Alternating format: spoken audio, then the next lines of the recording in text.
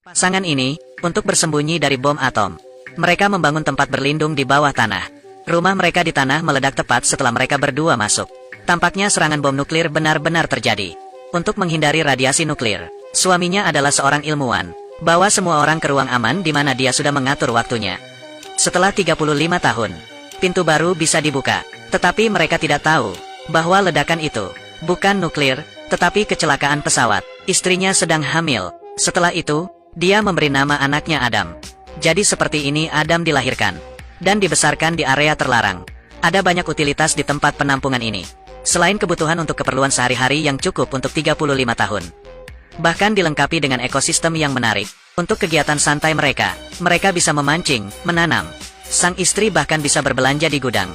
Mereka berdoa bersama sebelum makan. Bersama-sama menonton film setelah makan malam. Meskipun mereka tinggal di bawah tanah dan terisolasi dengan dunia luar, tetapi mereka masih hidup dengan sangat bahagia dan memuaskan. Sang ibu mengajari Adam cara etiket dan menari. Ayah mengajarinya tinju, bahasa asing, dan manajemen keuangan. Bahkan mengajari bocah itu tentang ruang bawah tanah dengan koleksi kartu favoritnya. Dia juga menyerahkan semua sahamnya kepada Adam.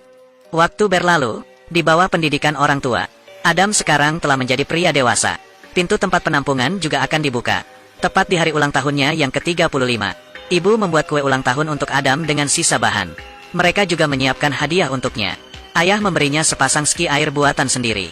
Ibu memberinya jaket kulit rajutan sendiri. Adam menutup matanya dan mengucapkan doa untuk ulang tahunnya. Dia berharap bisa menemukan seorang istri.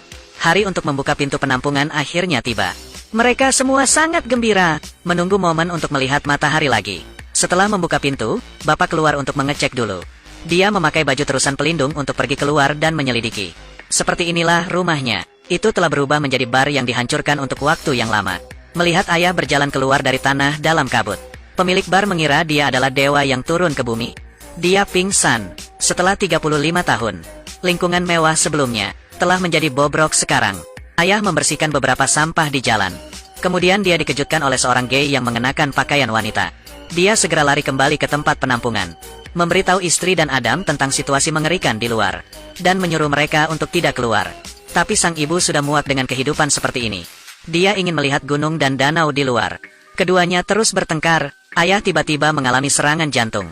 Jadi ibu memutuskan untuk melepaskan Adam, untuk membeli obat-obatan dan persediaan yang cukup untuk 20 tahun ke depan.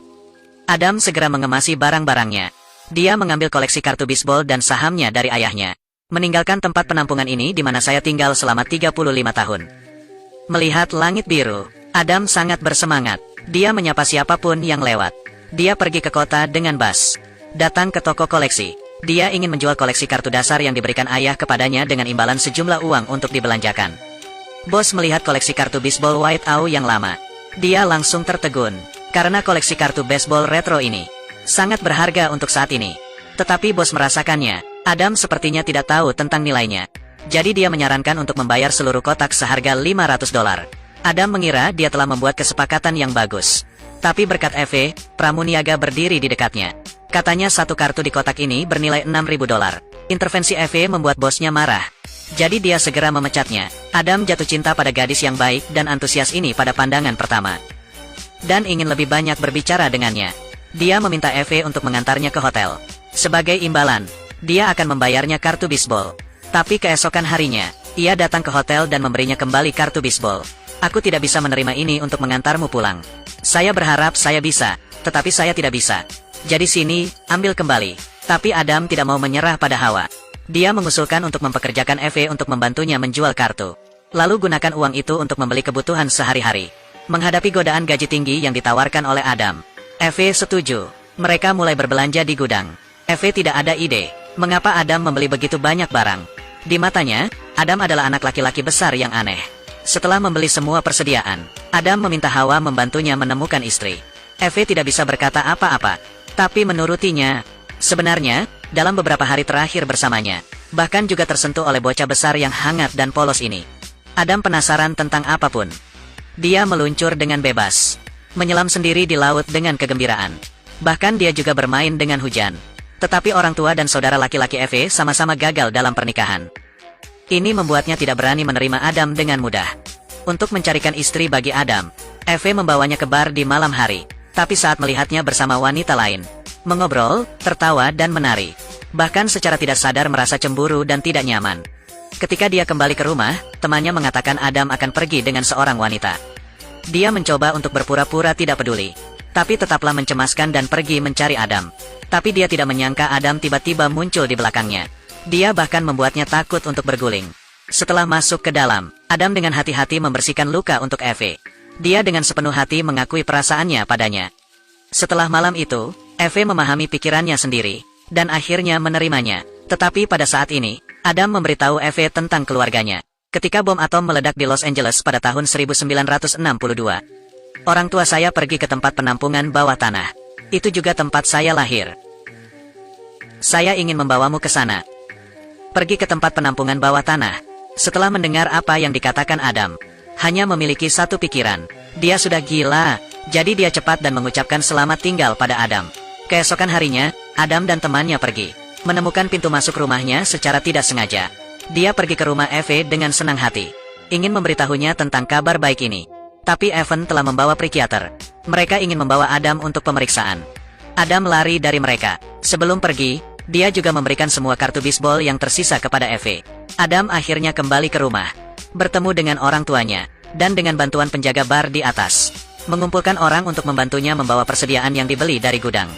Dan teman Eve juga ditemukan.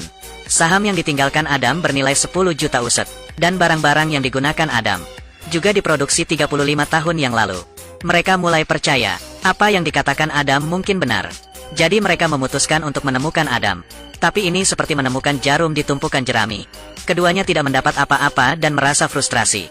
Eve dengan putus asa melihat orang-orang berjalan. Dia tidak tahu apakah dia bisa bertemu Adam lagi di masa depan. Dia merasa sangat sedih. Pada saat ini, Adam muncul di seberang jalan. Dia segera keluar dari mobil, memeluk dan menciumnya erat. Begitu saja, Adam membawa Eve ke tempat penampungan bawah tanah. Ibu menyambut Eve dengan hangat.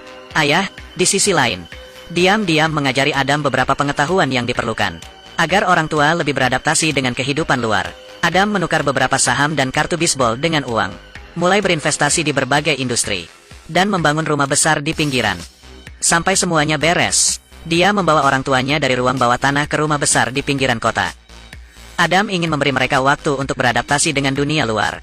Dan sejujurnya tidak ada serangan bom nuklir sama sekali. Ibu senang melihat langit lagi. Sebagai seorang ilmuwan, ayah masih skeptis tentang segala hal di luar. Saat ibu sibuk dengan masakannya, dia diam-diam mengukur ukuran halaman, merencanakan area untuk tempat penampungan berikutnya.